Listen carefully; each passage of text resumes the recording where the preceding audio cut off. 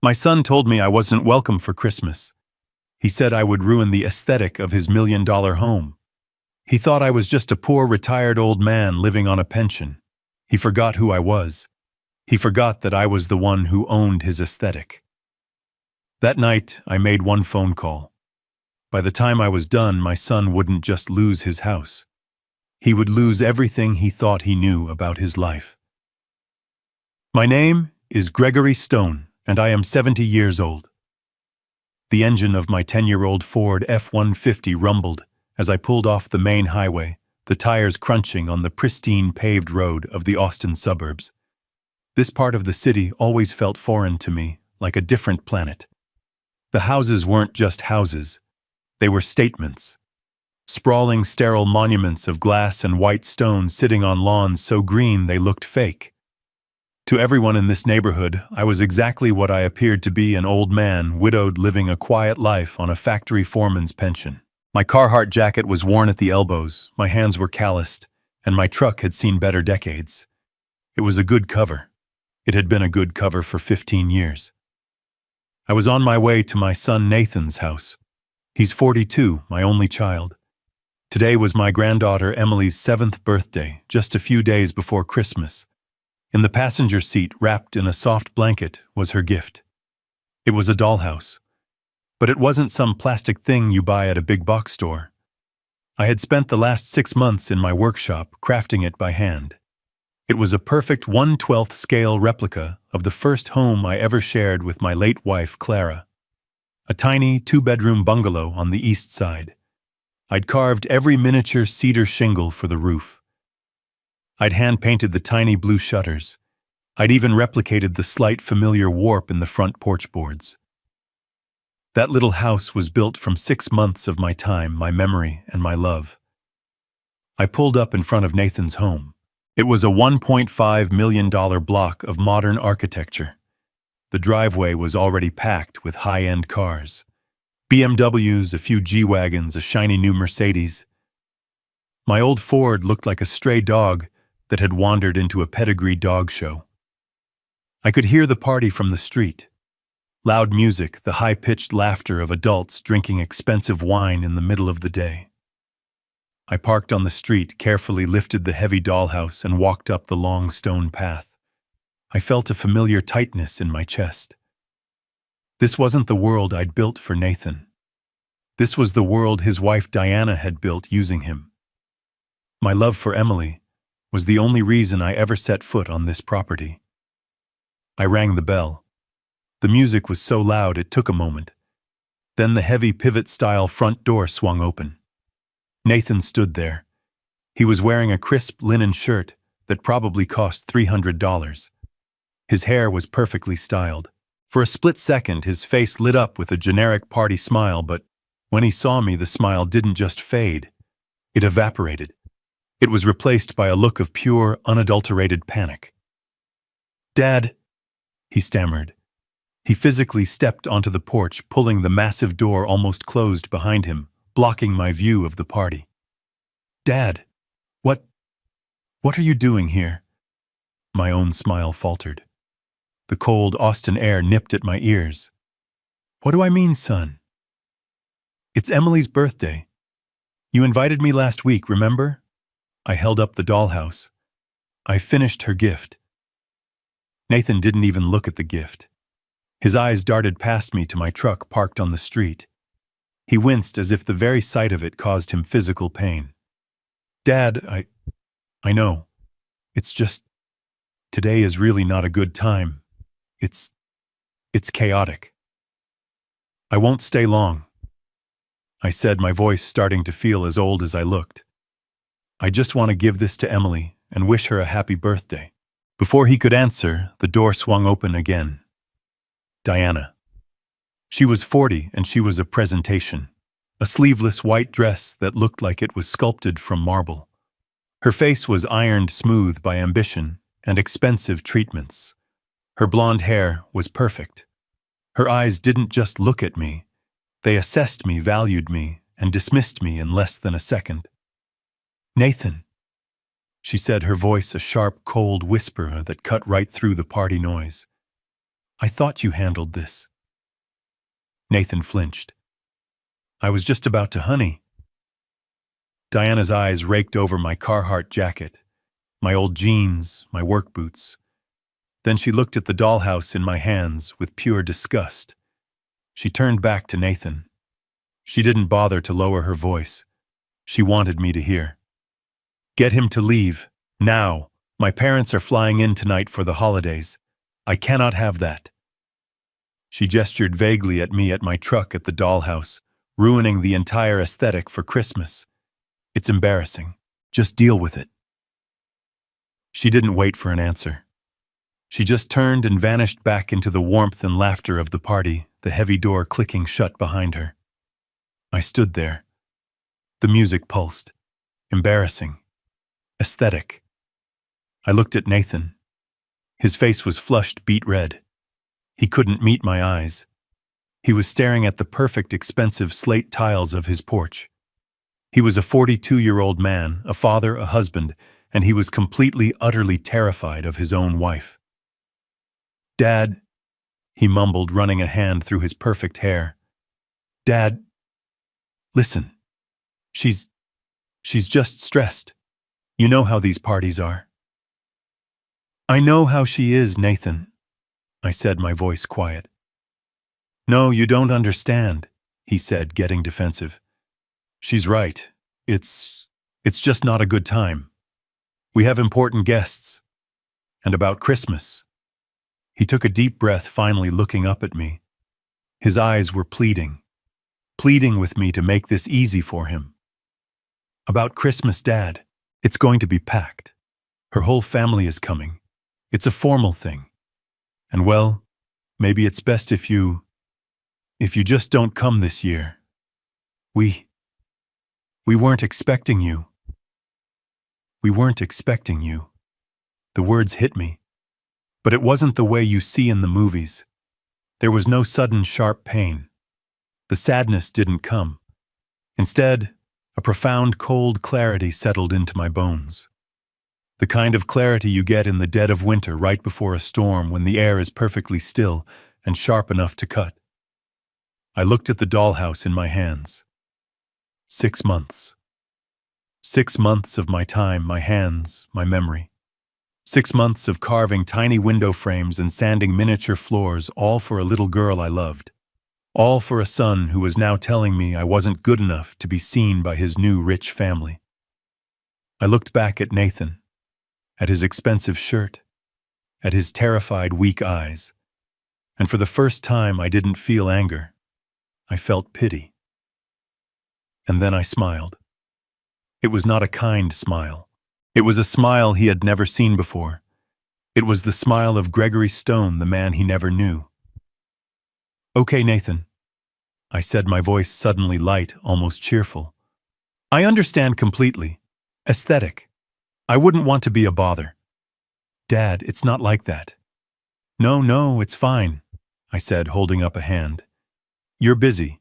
Your guests are waiting. I bent down and placed the dollhouse, all 6 months of my love, on the cold slate porch. It looked small and terribly out of place, just like me. You have a good party, son. I turned and walked away. I didn't run. I didn't stomp. I walked step by steady step back to my old, embarrassing truck. Dad. Wait. I heard him call from the porch. I didn't mean, Dad, don't forget your gift. I got into the F-150. I put the key in the ignition. The engine turned over with a familiar, reliable growl. I looked in the rearview mirror. Nathan was standing on his porch next to the dollhouse, wringing his hands. He looked small and pathetic. I put the truck in gear and drove away. I didn't look back. He thought I was a poor old man. He thought I was a burden. He thought he and his wife were in control. He had forgotten who I was. He had forgotten who he was. It was time to remind him. I didn't drive home. My home, the small 2-bedroom bungalow where Nathan thinks I pinch pennies, was on the other side of town.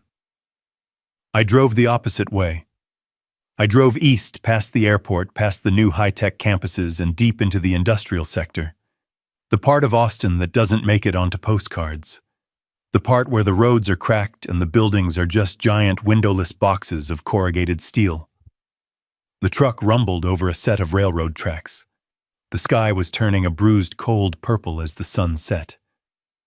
I didn't feel the sting of Nathan's words anymore. That aesthetic comment.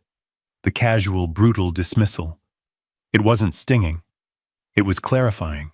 It was the final heavy click of a deadbolt sliding into place. I pulled up to a nondescript warehouse at the end of a dead-end street. A faded sign on the chain-link fence read, GS Woodworking. It was a dummy corporation, one of many a shell I'd set up decades ago.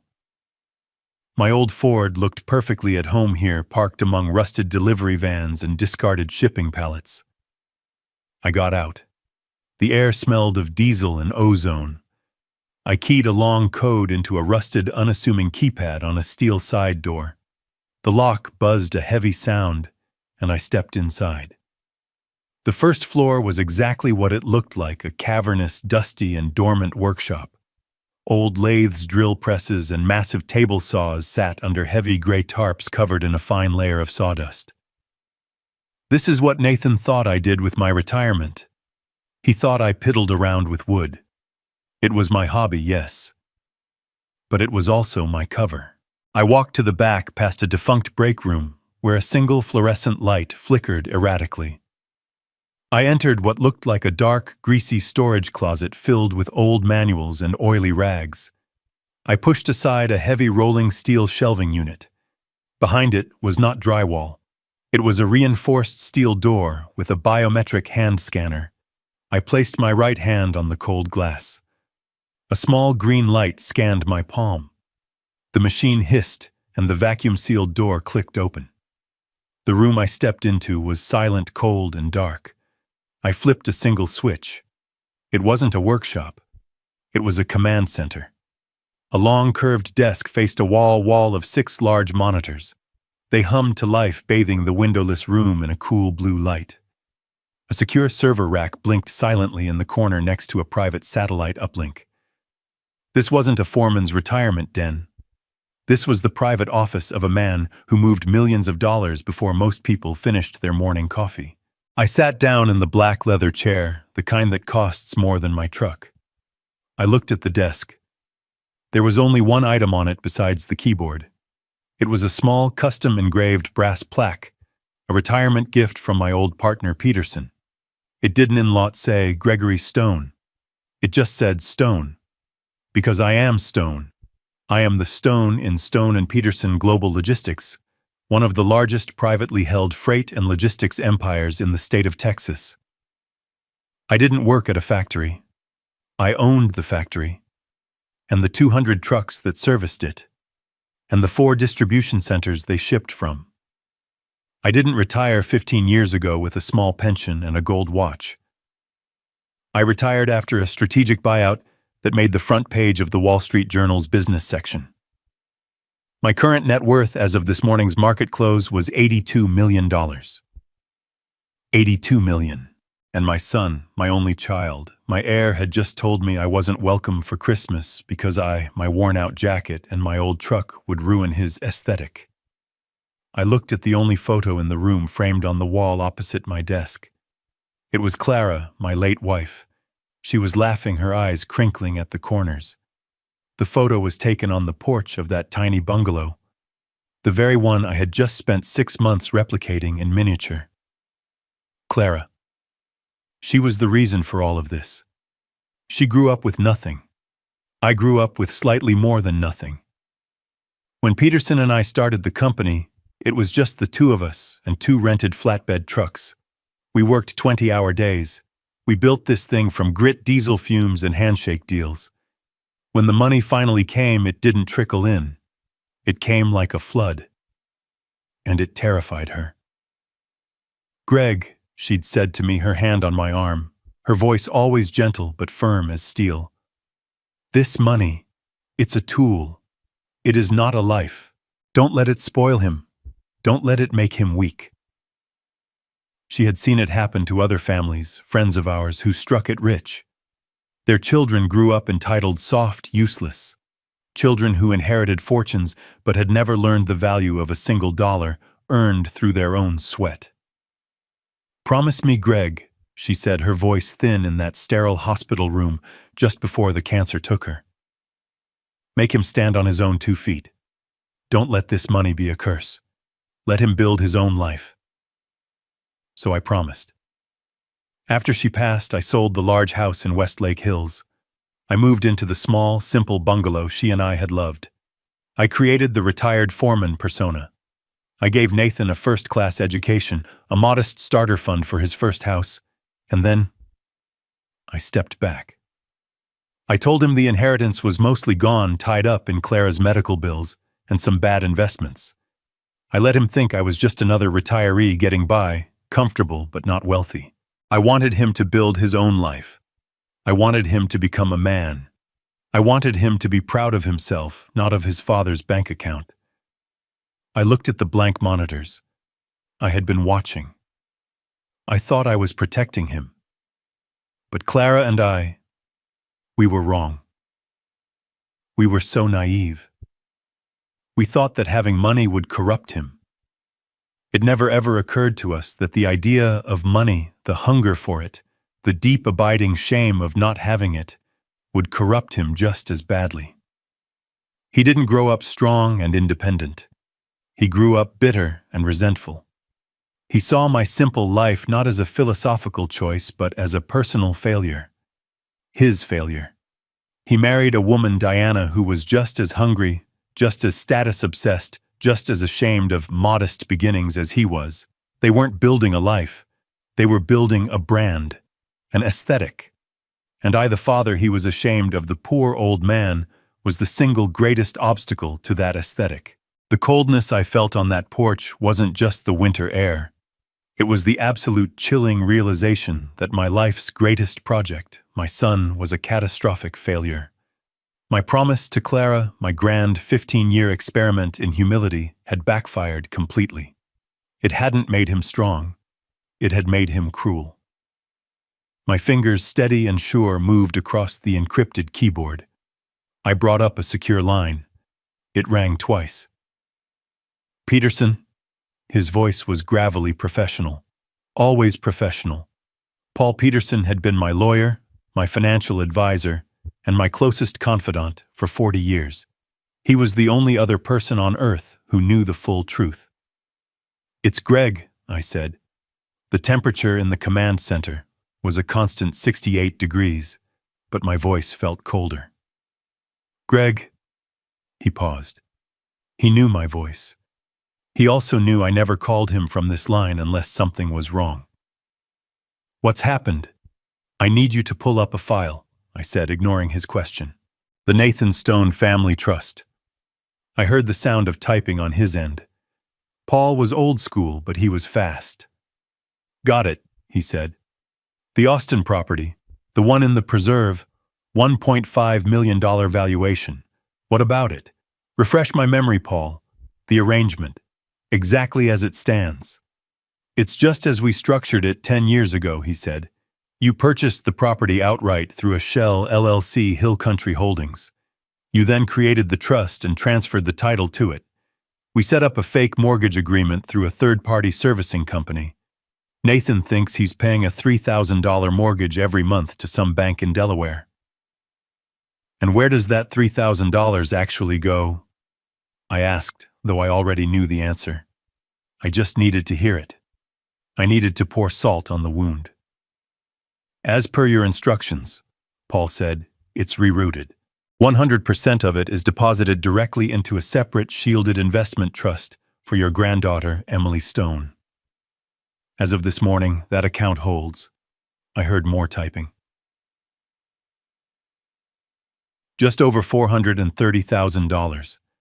It was a brilliant setup, Greg. A forced savings plan for his daughter." His daughter, my granddaughter. The little girl whose birthday party I was just kicked out of. The little girl whose father was ashamed of me. I looked at the blank monitors. I thought about the dollhouse sitting on that cold slate porch. "Cancel it," I said. The silence on the other end was heavy. Paul wasn't just my lawyer. He was my friend. He'd held Clara's hand at the funeral with me. "Greg," he asked, his voice careful, "what do you mean, cancel it?" "I mean exactly that. Cancel the entire arrangement, today. I want you to dissolve the trust's claim on the property, transfer the title from Hill Country Holdings back to the main Stone and Peterson corporate portfolio, shut down the fake mortgage agreement, and I want you to stop the automatic rerouting of that $3,000 payment. Greg, if you do that, the servicing company will register an immediate default." "I know," I interrupted. "That's the point. But, Nathan, he'll be blindsided." "He'll be fine," I said, my voice flat. "He's worried about his aesthetic. This will give him something real to worry about." Paul was quiet for another long moment. He knew not to push, but he had to be sure. "This is a significant move, Greg. Are you certain this isn't just you being angry? This is a permanent decision." I thought about Nathan's face, the panic, the shame, the weakness. I thought about Diana's cold, dismissive words, embarrassing, ruin the aesthetic. Was I angry? No. Anger is hot. What I felt was the cold, clean precision of an icicle. "It's a business decision, Paul," I said. "The asset is being mismanaged. The current occupants are unreliable. They are a risk to the brand. I'm reclaiming the asset." Paul sighed. He knew that tone. It was the stone talking now, not the grandfather. "All right, Greg," he said, his voice all business again. "I'll file the transfer paperwork immediately. It'll be done by end of day. What about the servicing company?" "Send them an official standard notice," I instructed. "Tell them Hill Country Holdings is reclaiming the property. I want a standard by-the-book 30-day foreclosure notice sent to the occupants. Certified mail, tomorrow morning." 30 days, Paul repeated. "That's aggressive, Greg, especially right before Christmas." "Is it?" I looked at the photo of Clara. They weren't expecting me for Christmas. Now they'll have something else to focus on. Send it. "It's done," he said. "Is there anything else?" "Yes," I said. "I want you to start digging. I want to know why they were so desperate for me to be gone. They're in trouble, Paul. I can smell it. Nathan lied to me 6 months ago about his job. He had me co-sign a $200,000 line of credit. He said it was just in case. I want to know if he's touched it. I want to know what he's hiding." "I'll get my investigators on it immediately," Paul said. "I'll have answers for you within 48 hours. "Good. Thank you, Paul." I hung up the phone. I didn't get up. I just sat there in the blue light of the monitors. The first move was made. The first thread was cut. Nathan and Diana were at this very moment still inside that $1.5 million house, laughing, drinking, celebrating their perfect, aesthetically pleasing life. They had no idea that the foundation they were standing on had just turned to dust. They thought they had 30 days. They didn't realize they had already lost everything. 2 days passed. The silence was profound.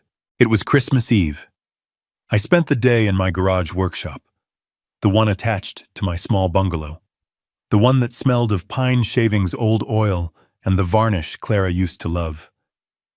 This was the life Nathan and Diana pictured for me, a lonely old man puttering around with scraps of wood living in the past. They weren't entirely wrong. I was living in the past. I was sanding a small, simple wooden train, a late gift for a neighbor's grandson. My hands were steady. The chisel moved smoothly, carving the contours of the engine. This was my piece. This was what Clara and I had chosen. A quiet life. As I worked the sharp edge of my chisel scraping away the wood, I thought about them. I pictured their Christmas. The massive, perfect tree flown in from Oregon, dripping with white lights. The cold, minimalist table settings. The caterers in the kitchen. I wondered if Emily ever got the dollhouse, or was it stuffed in their garage, hidden away, deemed too folksy for Diana's aesthetic. I wondered if Diana's parents had arrived, and if Nathan was successfully playing the role of the successful son-in-law, his face aching from a forced smile. The certified mail receipt from Peterson confirmed the foreclosure notice had been delivered yesterday afternoon. Diana would have signed for it. They would have opened it. They would have read it. And yet for 2 days, nothing. The silence was almost disappointing. Maybe I thought they had a backup plan. Maybe they were wealthier than I knew. Maybe they didn't need the house. Maybe my one move, my single act of defiance, had meant nothing at all. I finished sanding the small train engine. The sun went down. 5 o'clock. 6 o'clock. I went inside. I opened a can of chili and heated it on the stove. I sat at my small kitchen table, the one Clara and I had bought from a second-hand store in 1978. The house was quiet. 7 o'clock. 8 o'clock. Christmas Eve. I should have felt lonely. I should have felt the sting of my son's rejection. I didn't. I felt calm.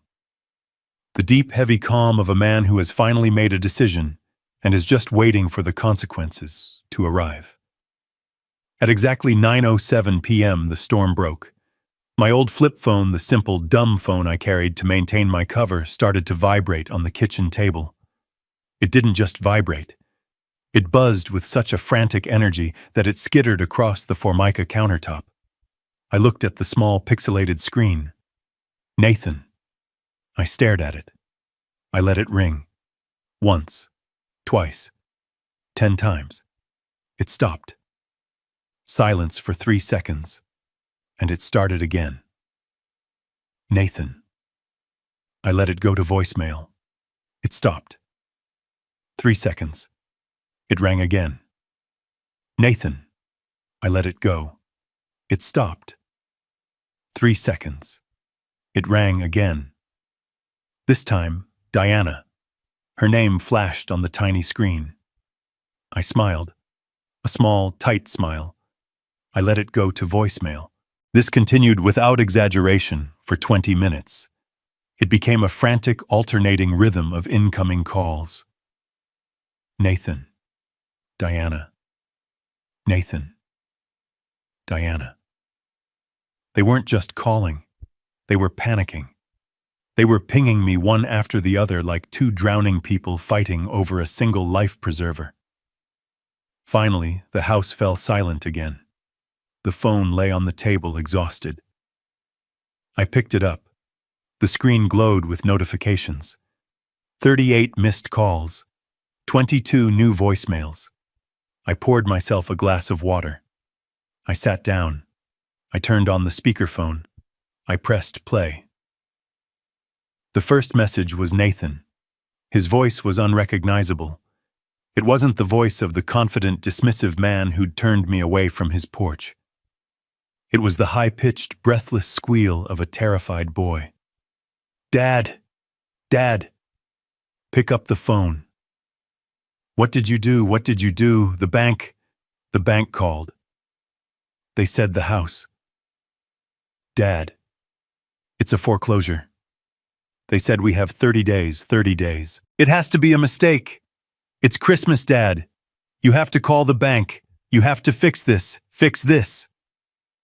The message ended with an abrupt fumbling click. The next one started instantly. Diana. Her voice wasn't a squeal. It was a low, vicious snarl, the sound of a cornered animal. You did this. You senile old fool. You think this is funny. You think you can ruin us. We got the letter. Our lawyer said it's real. You canceled the payment. How dare you? You will call them back and you will fix this right now, or I swear to God. Gregory, I will. Click. The next message. Nathan again, this time clearly sobbing. Dad, please. Diana's parents are here. They heard everything. They're looking at us like, Dad, my life is over. My job, the house, everything. You have to fix this. It was just a stupid comment about Christmas. It was just a stupid comment. You can't destroy our lives over a stupid comment. Click. Diana again. Gregory, if you don't pick up this phone, we are coming over there. We are driving over right now, and you will fix this, you miserable, selfish old... Click. I listened to all 22 messages. It was a symphony of desperation. A chaotic hour-long opera descending from confusion to rage to weeping to outright incoherent threats. When the last message finished, I pressed delete. I sat back in my chair. The house was silent once more. I analyzed what I had just heard. The panic. The sheer animal terror in their voices. And something didn't add up. Losing a house is bad. It's a catastrophe. Having it happen on Christmas Eve in front of your wealthy in-laws is a humiliation beyond words. I understood that. But this was more than humiliation. This was Armageddon. This was my life is over terror. This was not the reaction of a successful 42-year-old man and his wealthy wife who just lost their primary residence. They would be embarrassed. They would be furious. But destroyed, no. If they lost this house, they would simply move. They would rent. They would downsize. They would be angry, yes. But they wouldn't sound like their world had just ended. This reaction wasn't about losing a $1.5 million house. This was the reaction of two people who had just lost their only lifeline. This was the panic of people who didn't just lose their aesthetic. They had just lost their escape route.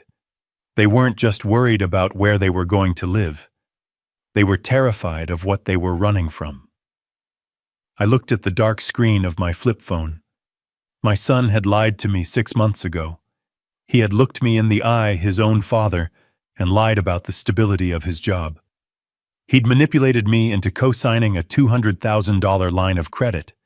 He said it was just in case. And I realized with a sudden sinking certainty that this foreclosure wasn't the end of my plan. It was just the beginning. They were hiding something much, much bigger, and I was about to find out exactly what it was. The phone was silent now. I sat in the quiet of my kitchen, the old clock on the wall ticking loudly, each sound a heavy thud against the silence. 38 missed calls, 22 voicemails. The reek of their panic, their rage, their absolute primal terror still hung in the air, thick as smoke. I replayed the sounds in my head. My life is over. You've destroyed us. We're ruined. I turned off the speakerphone. The house was quiet again. But my mind was not. I tried to line it up. I tried to make the math work. A man like Nathan with a wife like Diana lived on image. I understood that. Losing a $1.5 million home was a social catastrophe. Being exposed in front of her wealthy parents, the ones they were so desperate to impress, was a humiliation. But destroyed, ruined, no. It didn't add up. A man like Nathan doesn't just have one option. If they lost this house, the house I was paying for, they would simply move. Diana's family, the ones she was so worried about, would surely step in. They would rent another pristine, aesthetic-approved property. They would complain. They would blame me. But they wouldn't sound like their lives were over. The terror in their voices wasn't the sound of embarrassment. It was the sound of people whose only escape route had just been set on fire. It was the sound of Balmning who weren't just losing a house.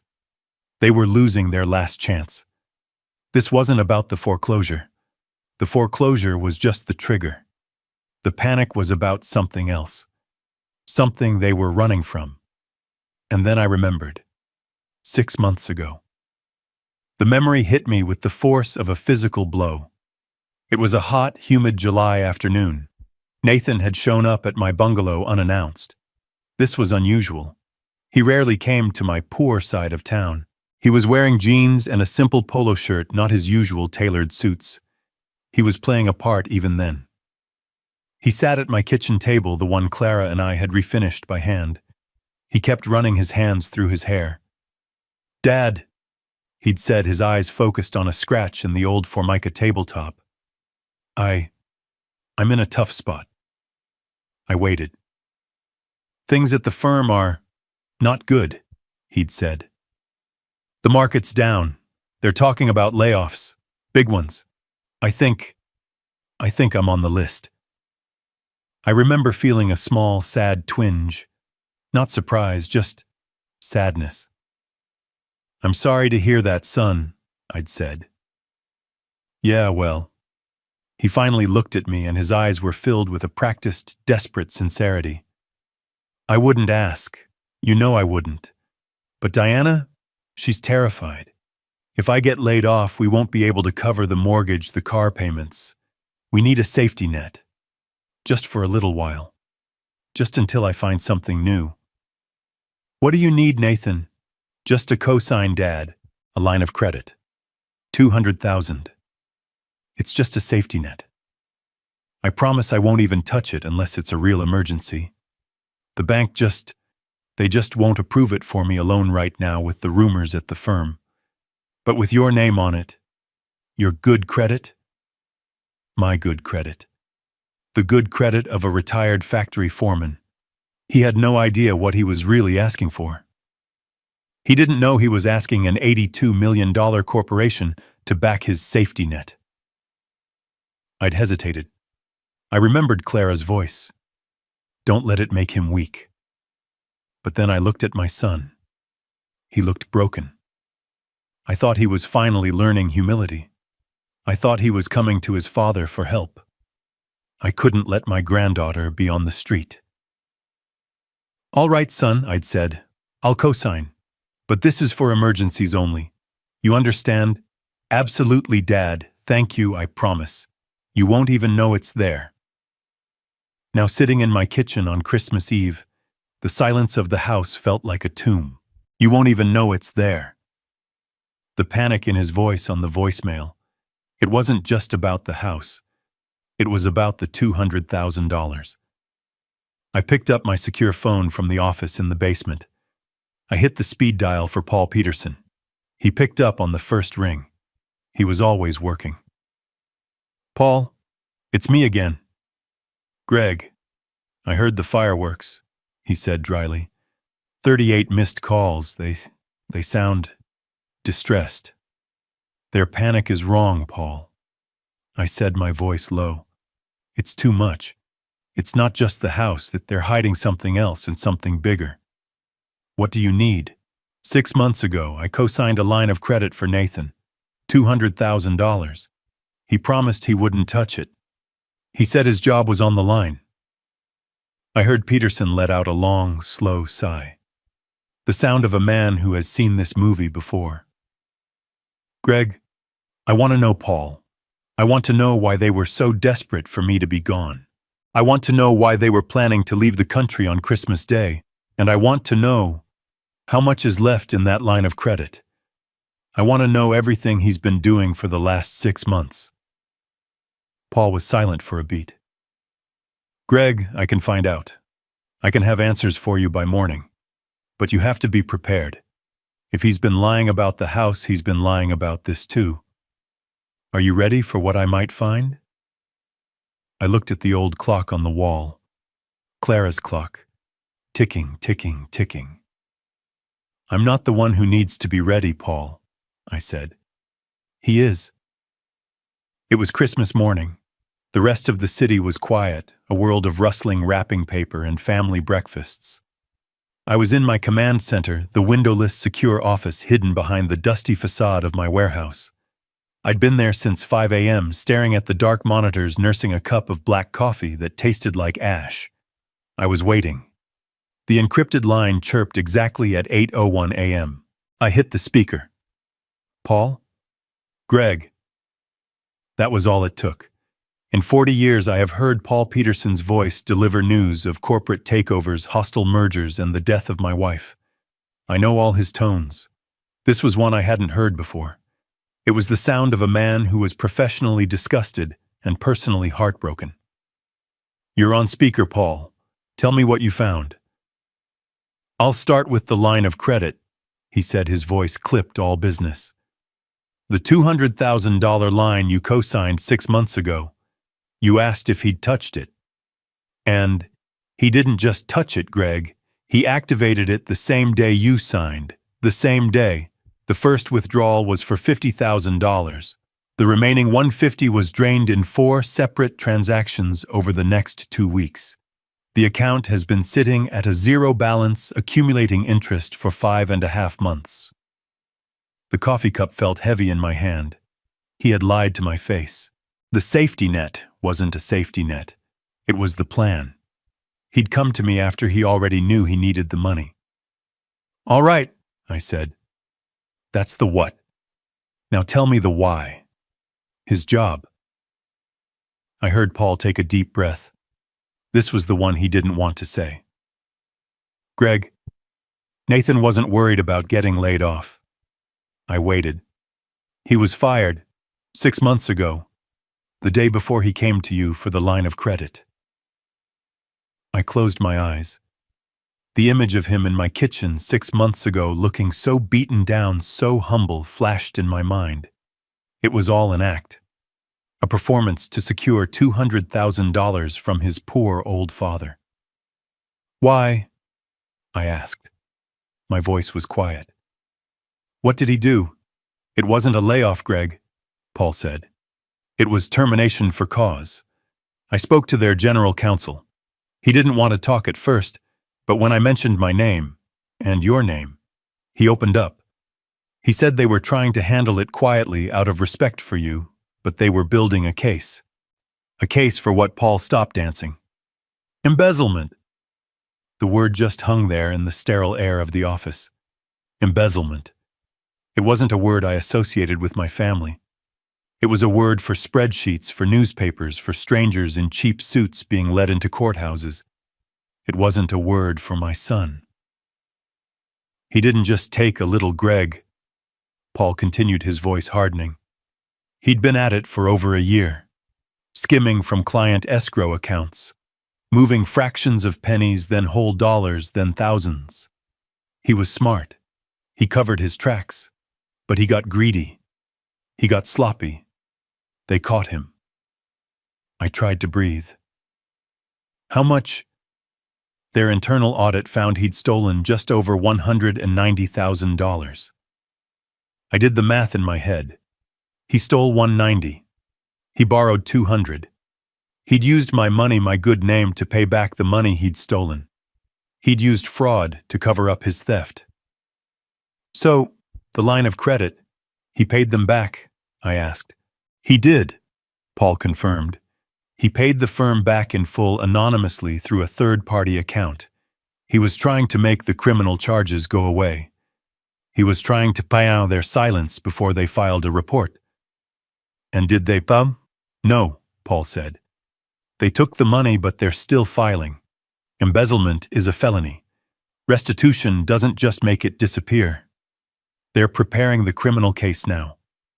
They were going to serve him the papers after the new year."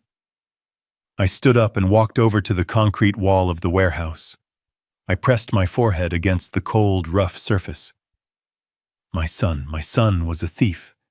He wasn't weak. He wasn't just influenced by his greedy wife. He was a criminal. He had looked me in the eye and manufactured a lie about layoffs to manipulate me into giving him the money he needed to cover his own crime. And I had fallen for it. Gregory Stone, the man who had built an $82 million empire by reading people, by never missing an angle, had been played like a cheap fiddle by my own flesh and blood. "Greg, you still there?" Paul asked. "I'm here." My voice was a rasp. "So, the foreclosure, their panic. It all makes sense now," Paul said, thinking out loud. Losing the house was bad.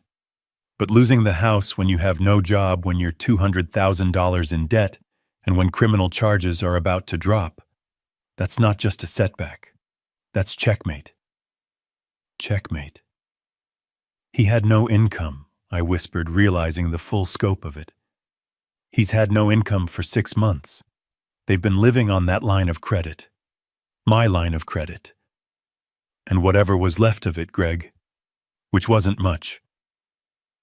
I thought of Diana, her obsession with aesthetic, her expensive clothes, the parties, the Mercedes. They weren't just living beyond their means. They were living entirely on my means, on my name. "Thank you, Paul," I said. "There's one more thing," he said. "The why. Why were they so desperate for you to be gone by Christmas? It's not just because they were hiding this. It's worse." My blood ran cold. "Worse? How can it possibly be worse than embezzlement, Paul?" "I'll have the full report for you tomorrow," he said. This part I need to verify in person. It's unbelievable. Greg, just stay safe. And don't talk to them. Not until you've heard what I have to say." He hung up. I stood in the silence of my office. The calm I felt on Christmas Eve was gone. The cold precision was gone. It was replaced by a slow, burning, radioactive rage. He hadn't just insulted me. He hadn't just lied to me. He had used me. He had used my love, my trust, and my good name to cover up a felony.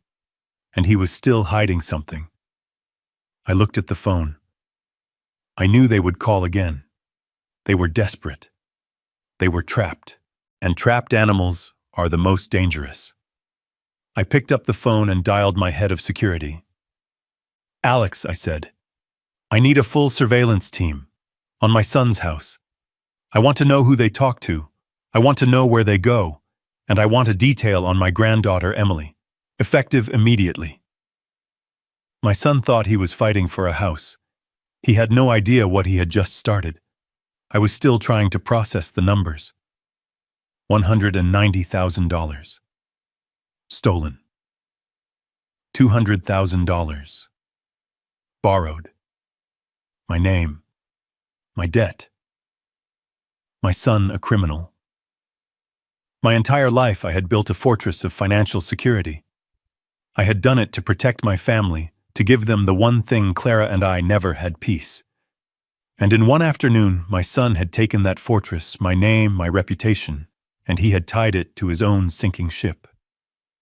"So," I said, my voice barely a whisper, "he's broke. He's a thief.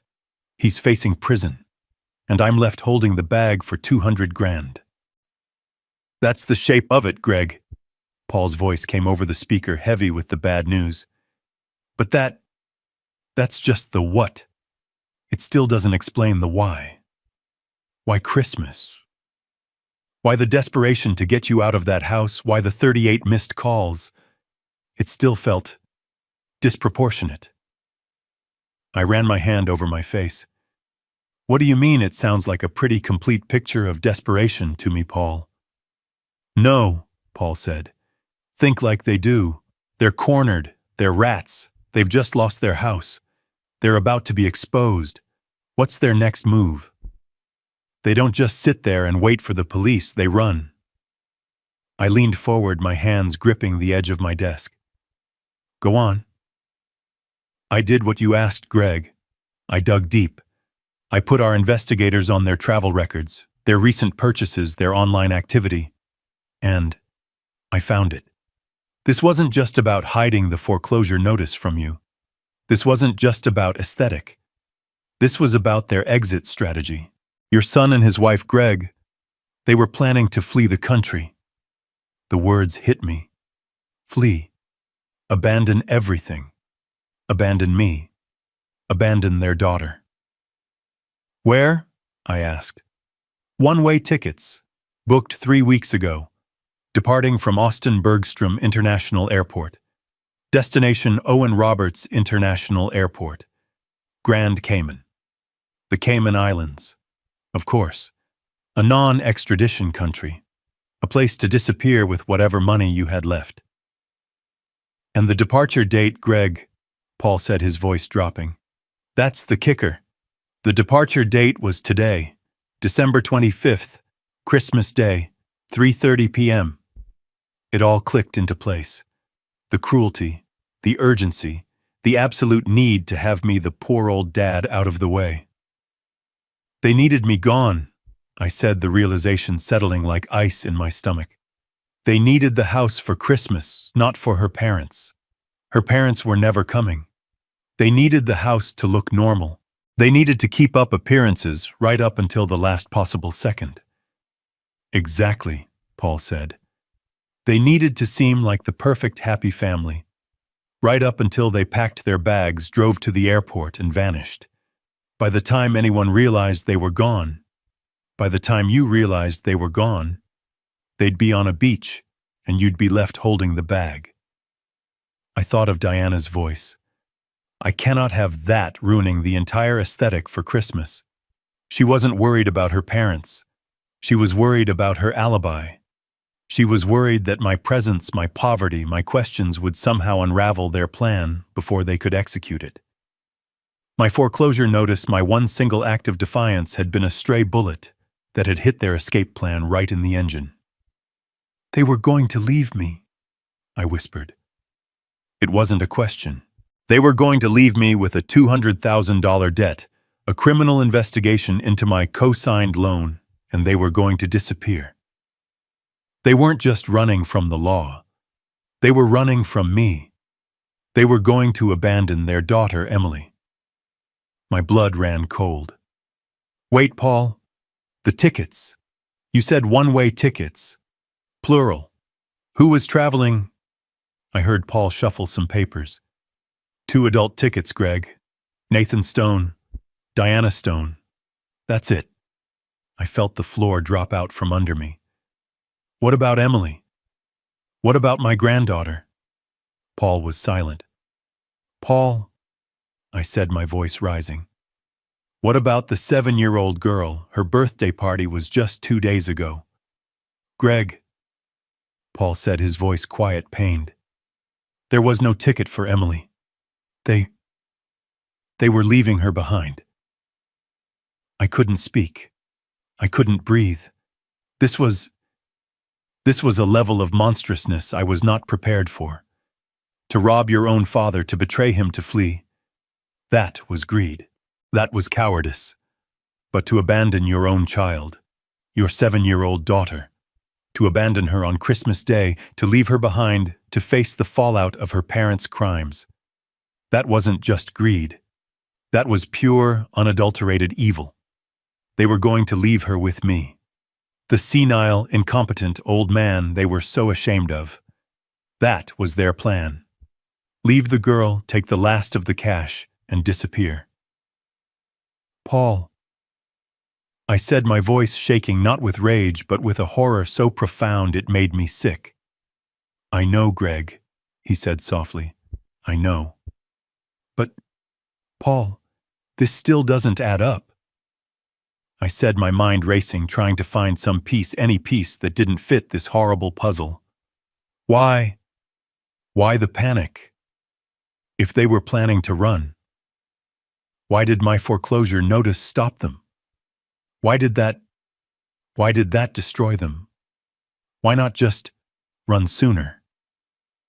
Because Greg, Paul said, and I heard the final terrible piece of the puzzle click into place. Because they needed to run with money. And their plan to get that money, it was much, much bigger than the $200,000 you already lost. I waited.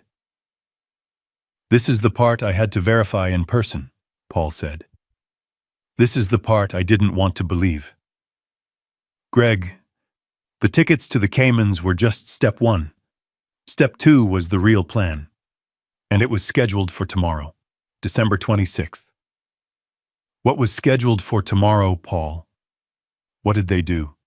They filed an emergency petition with the Travis County Family Court, Paul said. They weren't just running from the law, Greg. They were planning a full-scale robbery. Their plan, the real plan, was to have you legally declared mentally incompetent. What was scheduled for tomorrow, Paul? I asked. My voice was low. What did they do? Paul let out a long, heavy sigh.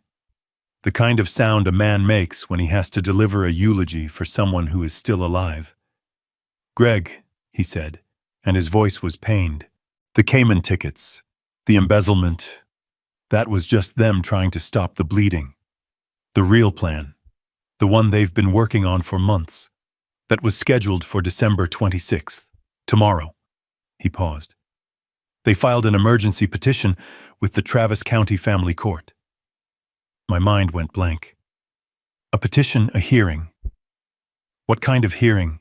Greg, he said, and I could hear him steeling himself. They filed a petition for an emergency guardianship hearing. They were going to have you declared legally mentally incompetent. The words didn't make sense. Incompetent. Me. I felt a strange hollow laugh bubble in my chest. It died before it reached my lips. They. What? On what grounds? On the grounds. Paul said, his voice now dripping with professional contempt, that you are suffering from senile dementia, that you are a danger to yourself and your finances, that you are no longer capable of making rational decisions. I stared at the concrete wall. My son Nathan, the boy I had taught to read, the boy whose fevers I had nursed, the boy I had protected. He was trying to have me declared insane. But the evidence, I stammered. There is no evidence. I'm perfectly fine. I just spoke to my doctor last month. You don't need real evidence for an emergency petition, Greg.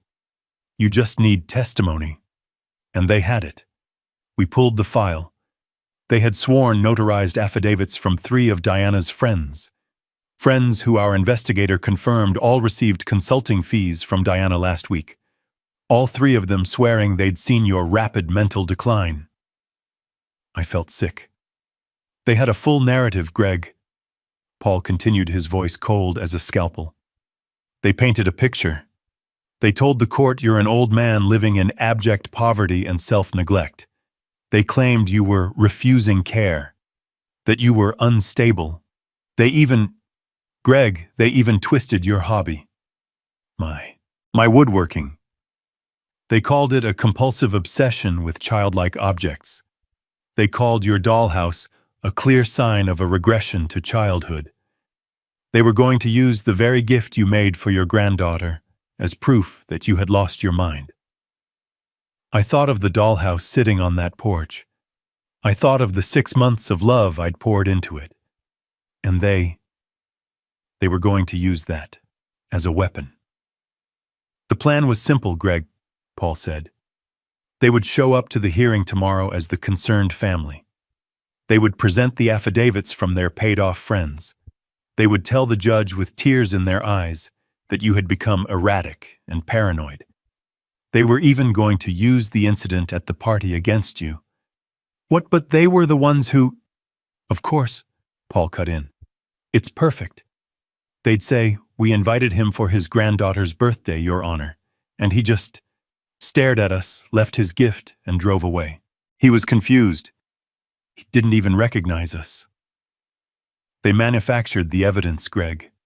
They poked the bear, and then they planned to go to court complaining that the bear had growled. My son had done this. And then what? I whispered. What was the end game? The end game, Paul's voice was sharp. The end game was to get the judge who would only have their side of the story to grant them emergency temporary guardianship. They would have you committed, placed in a secure facility, a nursing home, while they sorted out your affairs. And once they had that guardianship, once they had power of attorney, they would have full legal access to everything. He let that sink in. They weren't just planning to run Greg. They were planning to liquidate you, to sell your house, your truck, your tools, everything they thought you had. They would have paid their $200,000 debt, paid off the embezzlement, and then used the rest of your life savings to fund their new life in the Caymans. They were going to leave you to rot in a nursing home legally erased, while they drank cocktails on a beach, living off the money you earned. I looked at the picture of Clara, her laughing, honest eyes. Don't let it make him weak. I hadn't made him weak. I had made him this monster, this coward. This wasn't just a betrayal. This wasn't just theft. This was This was a level of cold, calculated patricidal greed that I had never in my 70 years known was possible. They weren't just planning to abandon their daughter. They were planning to abandon me, to bury me alive after stealing my name, my money, and my mind. The rage that had been a cold, clean icicle. It was still cold. But it wasn't an icicle anymore. It was a glacier. A vast, silent, unstoppable force. "Greg, are you there?" Paul asked. I was there. Oh, I was more there than I had been in 15 years. They think I'm poor, I said, my voice barely a whisper. They think they're doing all this for a small house and a foreman's savings. Yes, Paul said. They have no idea, Greg. They're trying to rob a corner store not knowing it's the front for the entire Federal Reserve. They're not just trying to rob me, Paul, I said. They're trying to erase me. I stood up. I looked at the 6 monitors, dark and waiting. Mom, please. We can still fix it. Benjamin begged, his voice cracking with a desperation that was almost pathetic. We're family, aren't we? A family doesn't betray, I replied, my voice echoing slightly in the real estate office. A family doesn't steal. A family doesn't plan the mental destruction of one of its members. What you are, I said, looking at him, at his wife, at his daughter, is not a family. It's a criminal organization that shares a last name. We gave you 45 years of our lives, Eleanor shrieked. You didn't give me 45 years. I shot back, my voice like steel. I gave you 45 years of my life. I gave up everything for you. And you were just waiting for me to die, to inherit the pittance you thought I had. We need that money, Mom, Benjamin finally roared, his true face showing. We have debts problems. And that's why you decided to drive me crazy, I said. That's why you decided to steal from me. That's why you decided to destroy the last years of my life. It wasn't personal, he spat. Those 3 words. It wasn't personal. 45 years of love. 45 years of sacrifice. 45 years of raising a boy I hadn't sired, but had loved as my own. And it wasn't personal. You're right, Benjamin, I said, my voice dropping to a whisper that cut through the entire room. It wasn't personal for you. And from now on, it won't be personal for me either. I turned to my lawyer. Dr. Montgomery, I believe we're finished here. I hung up the phone. The war had been officially declared, and I had all the weapons. I hung up the phone. The speaker clicked off, plunging the command center back into its usual humming silence. The monitors glowed, showing financial data streams and market reports that meant nothing to me in that moment. I just sat there. I didn't move. I didn't pace the concrete floor. I didn't pound my fist on the cold steel desk. I didn't swear. I just sat. I stared at the rough gray concrete wall opposite me. I listened to the quiet rhythmic whir of the server rack. I counted the seconds as they ticked by in my head. 1, 2, 3. I sat there motionless for 10 full minutes. The hot burning rage I felt when I learned about the embezzlement, that was gone. The shock I felt when I learned about the line of credit, that too was gone. All of it had been burned away like fuel, leaving something else in its place. Ice. A profound structural and perfectly clear sheet of ice was forming inside my chest. They hadn't just insulted me. That was the party 2 days ago. They hadn't just lied to me. That was the line of credit 6 months ago. They hadn't just stolen from me. That was the embezzlement. No. This was something else entirely. They had planned to erase me, to have me declared incompetent, to use my love for my granddaughter, the dollhouse I built with my own hands, as a weapon to prove I was insane, to lock me away in a facility, to strip me of my name, my mind, my identity, and my freedom. This wasn't just a betrayal. This wasn't just a theft. This was an execution. They were planning to bury me alive.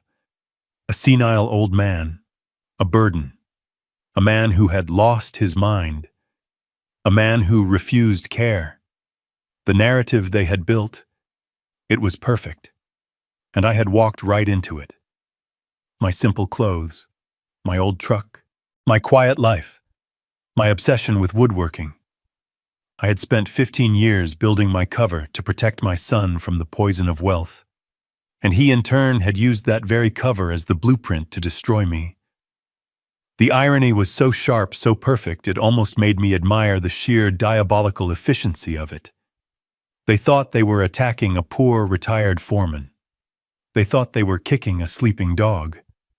They had no idea they had just kicked a hibernating grizzly bear. 10 minutes were up. The ice was fully formed. I knew exactly what to do. I picked up the secure phone. I dialed Peterson. He answered on the first ring. "Greg, are you all right?" His voice was filled with genuine human concern. "I'm fine, Paul," I said. My own voice surprised me. It was calm. It was steady. It was the voice I used to use in the boardroom, the one right before I was about to gut a competitor and sell their company for parts. "Paul, I have new instructions. I need you to listen very carefully." "Anything, Greg. What's the play?" "First," I said, "the foreclosure notice we sent." "Yes. Cancel it." There was a stunned silence on the other end of the line. "Greg, I don't understand. I thought that was the point." "You thought I wanted to punish them by taking the house," I said. "That was an emotional move. This is a strategic one. I don't want them panicked about the house. I want them panicked about the money." "Go on," Paul said, his voice shifting. He was back. He was all business. He understood. "Cancel the foreclosure immediately. Call the servicing company. Tell them it was a clerical error, a system mistake. Restore the fake mortgage agreement. Restore everything related to the property. I want Nathan to wake up tomorrow morning, check his account, and see that the house is safe. I want them to feel a wave of relief. I want them to think they're safe." You're giving them the house back." "I'm letting them think they still have the house," I corrected. "I'm leaving the cheese in the trap. They're cornered rats, Paul. If we take away their hole, they'll just scatter. I want them to stay right where they are, thinking they've outsmarted the confused old man." "All right," Paul said. I could almost hear him smiling. "Clerical error. The foreclosure is gone. What's next?" "Next," I said, "we cut off their oxygen. The $200,000 line of credit. The one I co-signed. The one you're now liable for. That's the one. I want you to freeze it, not cancel it. Freeze it. Effective immediately. Call the bank. Use my authority as the primary guarantor. Tell them you suspect fraudulent activity on the account, which is the God's honest truth, and that you are locking it down pending a full investigation. I want it frozen so tight, not a single dollar can be moved in or out." "Oh, that's beautiful, Greg," Paul said. "They'll wake up thinking the house is safe, but the cash they were living on, the cash they were going to use to run to the Caymans, is gone." "Exactly. They'll be trapped. They'll be in that house with no job, no money, and a criminal indictment hanging over their heads. They'll panic, and they'll make a mistake." "And when they do," Paul asked. "When they do," I said, "we'll be there. That's the last thing. Tomorrow, 10 a.m. I want you at my bungalow, the small one, the foreman's house, and I want you to bring 2 men with you, not lawyers, not accountants. I want the 2 best private detectives on your payroll, the ones who look like they mean business." "You're planning a confrontation." "I'm planning an intervention," I replied. "They're desperate. They're out of cash. Their escape plan is ruined. Their only remaining move is the competency hearing. They have to come to me. They have to either beg me for money, or they have to accelerate their plan to have me committed. I looked at the photo of Clara, her laughing smile. Either way, I finished. I'll be ready for them. Tomorrow, Paul, we end this. We end this for Clara. We'll be there at 10, Greg, and be careful. Don't worry about me, I said, hanging up the phone. They're the ones who need to be careful now. I didn't have to wait long. It was the day after Christmas, 10 o'clock in the morning. I was in the small kitchen of my bungalow reading the newspaper, a simple cup of black coffee steaming on the formica table. The house was silent. I was waiting. I heard the car before I saw it. It came down my quiet residential street too fast. A squeal of brakes, a sound entirely out of place in my sleepy neighborhood. Then a car door slammed, followed immediately by another. Heavy, frantic footsteps on my porch. Then the banging. Not a polite knock. Not an angry pound. It was a desperate, panicked, rhythmic slamming, like someone trying to break the door down. I folded my newspaper, took a slow sip of my coffee, and stood up. I walked to the door. I looked through the peephole. It was Nathan. His face was pale, glistening with sweat despite the cold. His eyes were wide, darting back and forth. Diana was right behind him, her perfect hair a mess. She was clutching her phone in a white-knuckled grip. I unlocked the deadbolt and opened the door. Before I could say a word, Nathan pushed past me, stumbling into my small living room. Dad? Thank God. Thank God you're here. He grabbed my shoulders, his grip painfully tight. He was shaking. Dad, I don't know what's happening. The bank, the line of credit, it's frozen. They froze the account. We're ruined. We have nothing. You have to call them. You have to tell them it's okay. You have to help me. His voice was high-pitched, cracking. This was not the man who had told me I'd ruin his aesthetic. This was a cornered animal. Diana rushed in behind him, but she had already chosen a different strategy. Her face was streaked with tears. They were real tears, but they weren't tears of sadness. They were tears of pure, unadulterated rage and terror. She was a terrible actress. Greg, she sobbed, rushing toward me. She never called me Dad. Greg, please, we are so sorry. We're monsters. We know. What we said about Christmas. We were stressed. We were horrible. We were wrong. She actually tried to grab my hand. I let her. Her skin was clammy. But you can't do this to us, she wept, her voice climbing. They froze everything. We went to the bank this morning. The line of credit. It's locked. We have nothing, Greg. We can't pay for anything. We will lose everything you have to help us. I looked at her, then I looked at my son, who was pacing my small living room like a caged wolf. Everything? I asked. My voice was quiet, curious. Everything, Nathan shouted. The house, the foreclosure notice, we thought we could use the line of credit to find a new place to tide us over. But it's gone. They said it's frozen for fraud investigation. What did you tell them, Dad? What did you do? I saw it then. The final piece of their desperate puzzle. They had lost the house. My foreclosure notice had been a clerical error. They had felt a moment of intense relief. And then in the middle of their celebration, in the middle of their escape plan, they had reached for the $200,000 I had guaranteed. And they'd found an empty frozen account. They hadn't just lost their shelter. They had lost their jet fuel. They were stranded, trapped. No job, no house, no escape. And the legal consequences for Nathan's embezzlement were still barreling toward them. I didn't tell them anything, I said calmly. I just told them to freeze the account. But why? Diana shrieked. After everything, we said we were sorry. Why would you do this to your own family? I looked at her, this woman who had planned to have me committed. I looked at my son, the thief, and I did what they expected the poor senile old man to do. I looked confused. I let my shoulders slump. I let a look of befuddlement cross my face.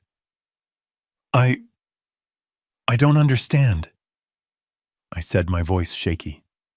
I I thought you were spending too much. I just wanted to put a pause on it. Just until we could talk. I didn't know it would freeze fraud. Why would they say fraud? I let them see the dementia they wanted to see. Nathan and Diana exchanged a quick, frantic look. It was a look of pure, agonizing frustration. They couldn't yell at a confused old man. It wouldn't work. Nathan visibly tried to calm himself down. He took a deep, shuddering breath. "Okay," he said, forcing his voice to be gentle the way you speak to a child or an invalid. "Okay, Dad. It's okay. It was just a mistake. A big mistake. But you can fix it. You just have to call the bank. Right now. You're the co-signer. You have to tell them it's all a misunderstanding, that there's no fraud. You have to tell them to unfreeze the account. Right now." "Yes, Greg," Diana chimed in, her voice dripping with fake, desperate sweetness. "Please, just one phone call. That's all we need. Then we can all sit down and talk. We can fix everything." They were lying again. They didn't want to fix anything. They just needed the money. They needed to run. I knew Peterson had my investigators watching them. I knew they were trapped. I nodded slowly, putting my hand to my head, as if I was overwhelmed by all the noise. It's all so much. So fast. The house, the money. I don't feel well. I walked slowly to my old sputtering kettle and filled it with water from the tap. My hand was perfectly steady. I put it on the stove and turned on the gas. The click, click, click of the igniter was the only sound in the room. Nathan was vibrating with impatience. "Dad, the phone, please call the bank." I turned and looked at them. Two predators caught in a trap, now trying to sweetly coax the hunter into letting them out. I smiled. A simple, grandfatherly smile. The kettle hissed as it began to heat up. "Sit down," I said softly, gesturing to the old mismatched chairs at my kitchen table. "Both of you. You look terrible." They stared at me, confused by the invitation. "I'll make us some tea," I said, "and you can tell me all about losing everything." They stared at me. I had invited them in to talk. I had offered them tea. I, the confused old man who had just accidentally frozen their $200,000 line of credit. The kettle on the stove began to hiss a low-rising shriek that filled the small kitchen. Nathan couldn't stand the silence. He was vibrating his leg, bouncing so hard it shook the cheap Formica table. Diana was worse. Her eyes, red-rimmed from her fake crying jag on the porch, were darting around my simple living room, looking at my old furniture, my worn-out rug, as if she was mentally calculating what she could sell first. "Dad!" Nathan finally burst out, unable to wait for the tea. You have to call them. You have to call the bank now. I can't. We can't. It's all a misunderstanding." "Misunderstanding?" I asked. I turned slowly from the stove, holding two chipped mugs. "It sounded pretty clear, son. Fraud investigation. That's a strong word for a misunderstanding." Diana immediately launched into her performance. The tears welled up instantly, a practiced, perfect display of victimhood. "Greg," she said, her voice catching. "He didn't want to tell you. He was too ashamed. He didn't want you to worry." I placed the mugs on the table. I sat down. The old wooden chair creaked under my weight. "Ashamed of what, Diana? He made a mistake," she sobbed, reaching across the table to put her hand on Nathan's, a gesture of a supportive, loving wife. "A terrible mistake. But it wasn't his fault, the company. They've been awful to him." I looked at Nathan. He had his head in his hands, his shoulders shaking. He was playing his part too, the broken son. "Tell him, honey," Diana urged, rubbing his back. "Tell him. He's your father. He'll understand." Nathan looked up at me. His eyes were desperate. "Dad, they accused me of losing money. A client's account. It wasn't my fault, I swear. The market it tanked. But they're blaming me. They said I had to pay it back or they'd press charges, that they'd ruin my career." I just stared at him. The lies. They were so easy, so smooth. "So I panicked," he said, his voice dropping to a whisper. "I didn't know what to do. That's why I asked you for the line of credit. I thought I could use it to pay them back and then pay you back slowly before you ever knew. I was just trying to fix it, Dad. I was trying to protect my family. I was trying to protect you from the shame." He was good. I had to give him that. He had twisted the narrative. He wasn't a criminal. He was a victim. He hadn't stolen the money. He'd lost it. He hadn't committed fraud against me. He'd done it to protect me. It was a masterpiece of manipulation. "So the 200,000, I said, "it was to pay back this lost money." "Yes," he said, nodding vigorously. 190,000, and the other 10. It was just to live on, Dad. Until I found a new job. I am looking. I swear."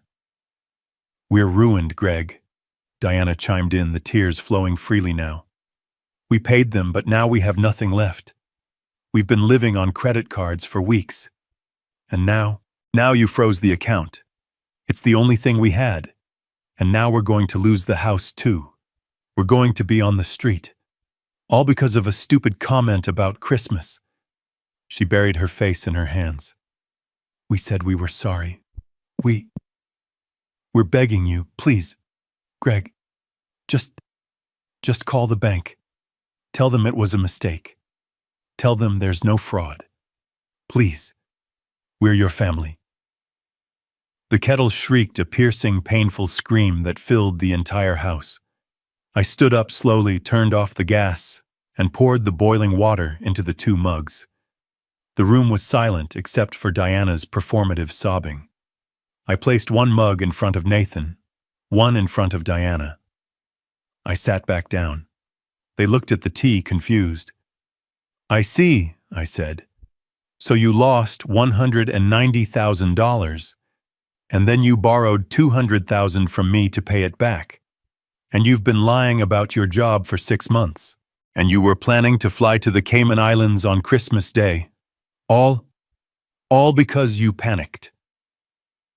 Their heads snapped up, both of them. The sobbing stopped instantly. Diana's face 1 second ago, a mask of tragic despair, was now frozen in absolute ice-cold shock. Nathan's mouth opened, but no sound came out. He was pale as a ghost. "How?" he whispered. How did you know about the Caymans?" "Embezzlement," I said. It was just 1 word, but it landed in the center of the kitchen table like a grenade. "What?" Diana breathed. "Embezzlement." I repeated, my voice as calm and flat as a frozen lake. "That's the word you're looking for, Nathan. Not lost money, not a mistake. The word is embezzlement. You stole $190,000 from your client's escrow accounts over a period of 12 months. Your company didn't ask you to pay it back. They caught you, and they were preparing a criminal case that would send you to prison for 10 to 15 years. Nathan stopped breathing. He was staring at me, his mind clearly racing, trying to understand how this was possible. How could the senile old man...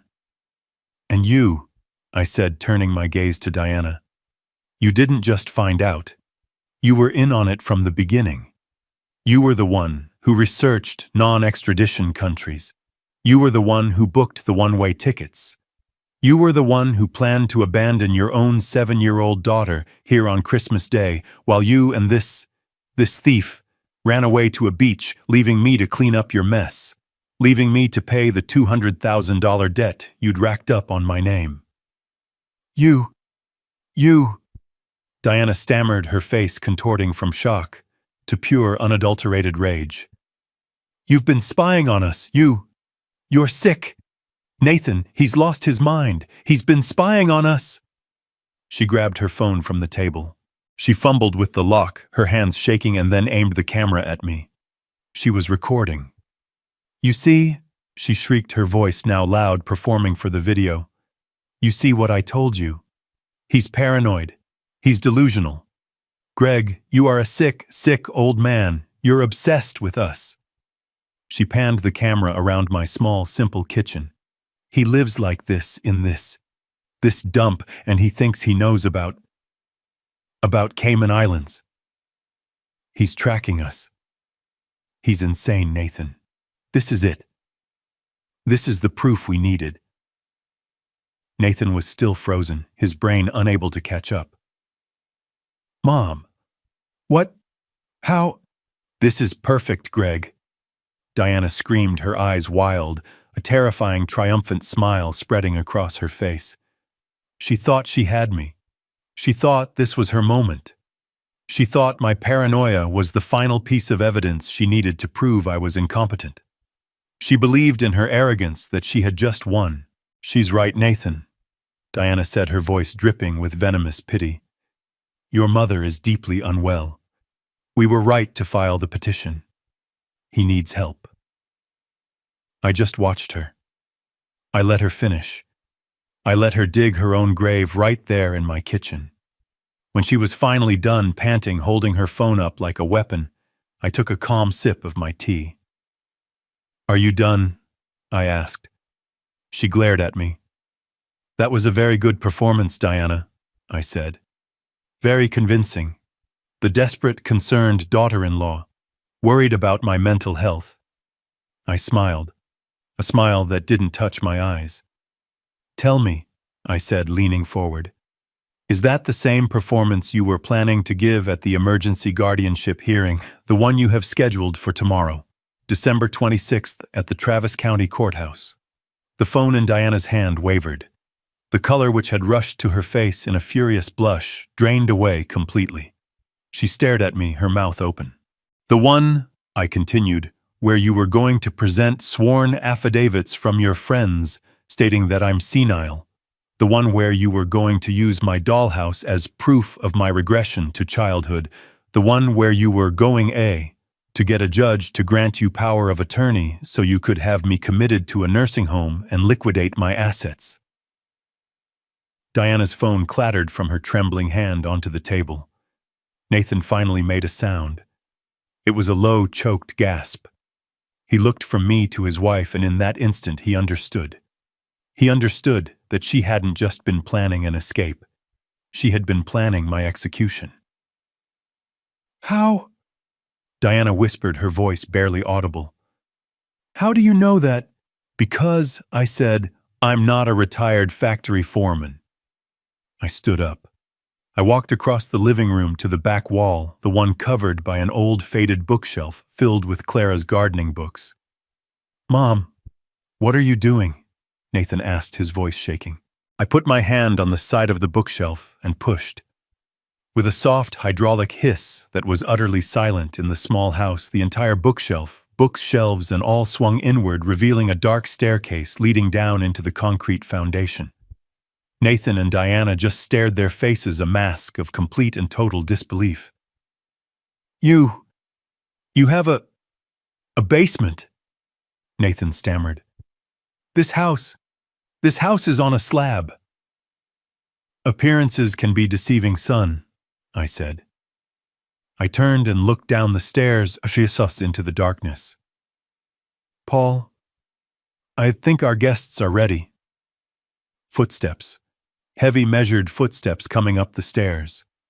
A moment later, a man emerged into the light of my kitchen. He was in his late 60s like me, but he wore a perfectly tailored three-piece suit.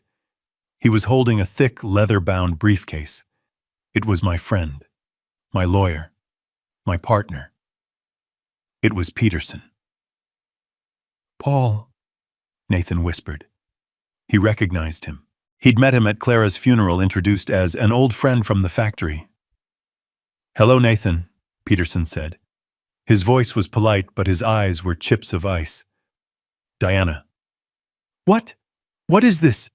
Diana demanded, finding her voice. "Who are you? What is going on?" "This," Peterson said, "is what you'd call a change in circumstances." He stepped aside, and two more men walked up the stairs behind him. They were not lawyers. They were tall, they were built, and they were wearing the unmistakable dark blue windbreakers of the Austin Police Department's Financial Crimes Division. Diana saw them. She let out a small, strangled scream. Nathan shot to his feet, knocking his chair over. He looked at the door. He looked at the windows. He looked at the detectives. He was trapped. "Nathan Stone. Diana Stone," the first detective said, his voice filling the small, quiet room. "You are both under arrest for conspiracy to commit elder fraud, perjury, and felony theft." "No," Diana shrieked, lunging for the door. "You can't! We're the victims. He's the one who's crazy. He's the one who's... Her voice died as the second detective calmly stepped in front of her, blocking her path. "Ma'am, I'm going to need you to put your hands behind your back." As the detectives began the methodical process of cuffing my son and his wife, Nathan just stood there limp, his eyes locked on mine. He didn't resist. He just stared, his face a hollow mask of defeat. "Mom," he whispered. I don't understand. Your house, who are you?" Peterson stepped forward, opening his briefcase on my kitchen table. He clicked it open.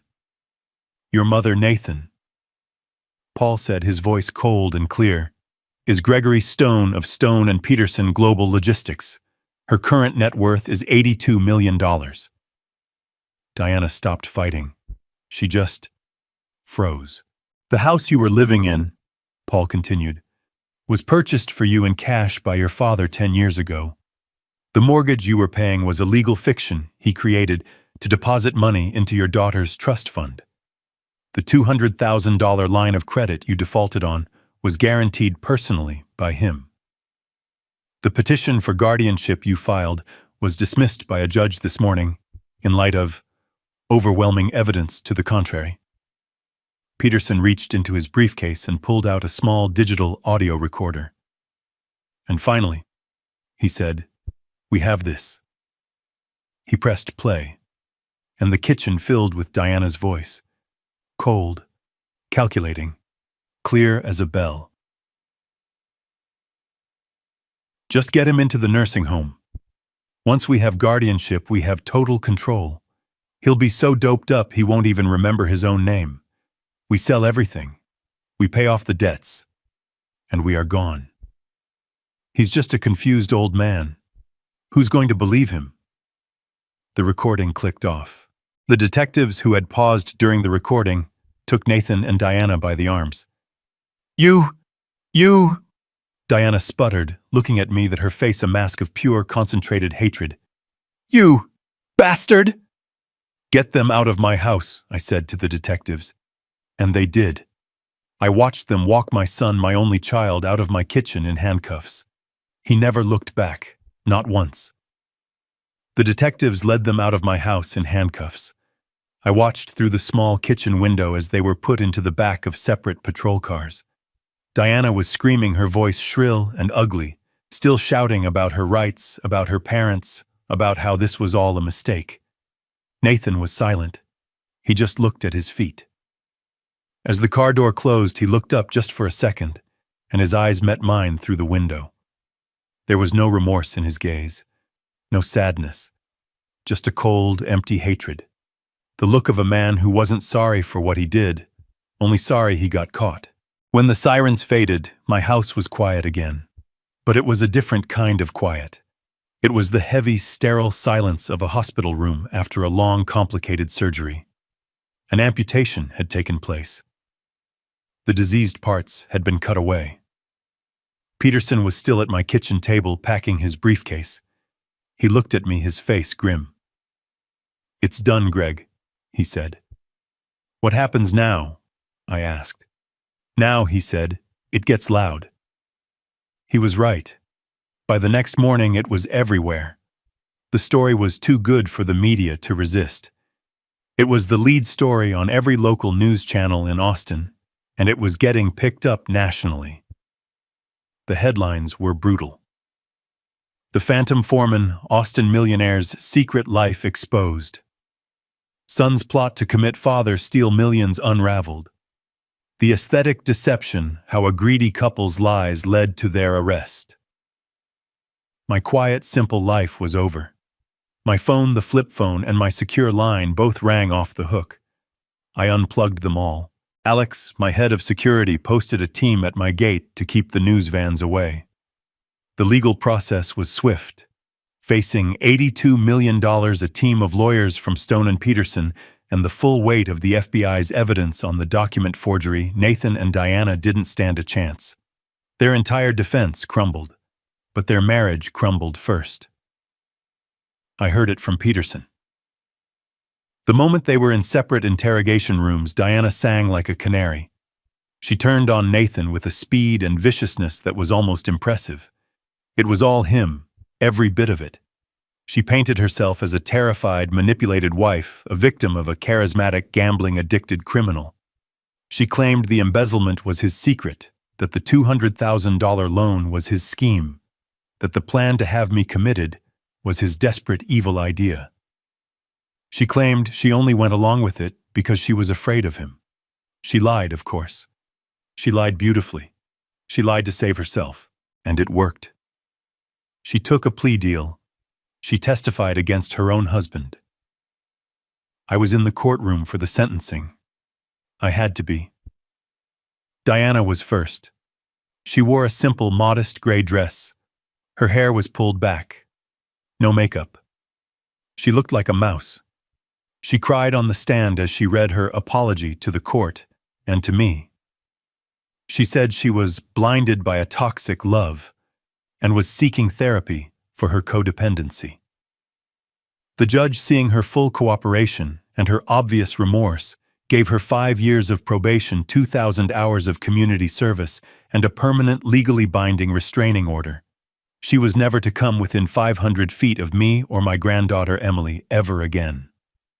She walked out of the courtroom that day a free woman. She didn't look at me. Then it was Nathan's turn. He stood before the judge no longer in his expensive suits, but in an ill-fitting one provided by his public defender. He had nothing left. His own wife had been the star witness against him.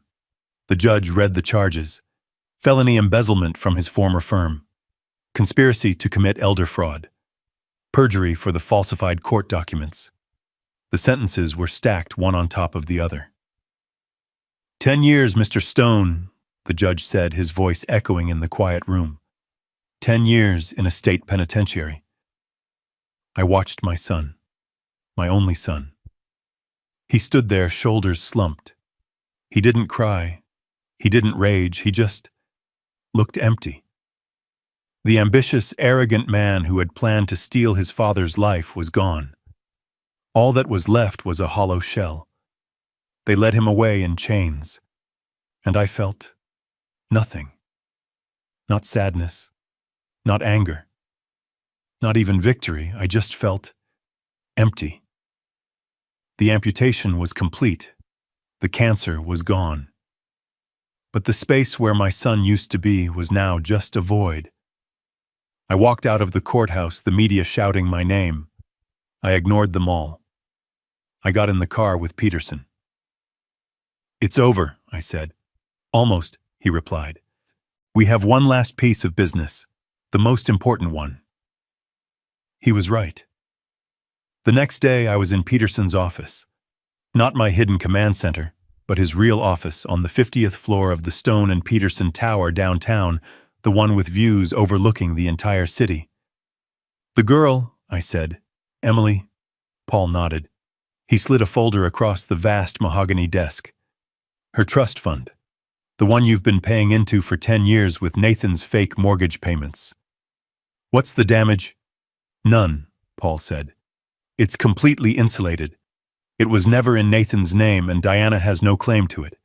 It is solely legally and untouchably in Emily Stone's name to be accessed by her on her 21st birthday. Her mother, I said. Diana, the restraining order is good, but she's still her mother. She'll find a way to manipulate her. She'll get her hands on that money. Not if we act now, Paul said. I looked at the folder. The account was now worth just over $430,000. It was the only good thing to come out of Nathan's decade of lies. I want it locked down, Paul, I said. I want a legal firewall built around that money so high that Diana can't even smell it. I want a co-trustee appointed, a professional, someone from the bank, someone who answers only to me. Diana is not to have any signatory rights. No access, no information, nothing.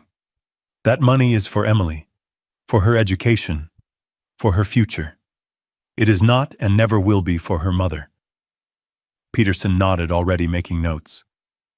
Consider it done. We'll file the motion with the court this afternoon citing Diana's felony conviction and the restraining order. No judge in this state will argue. Good, I said.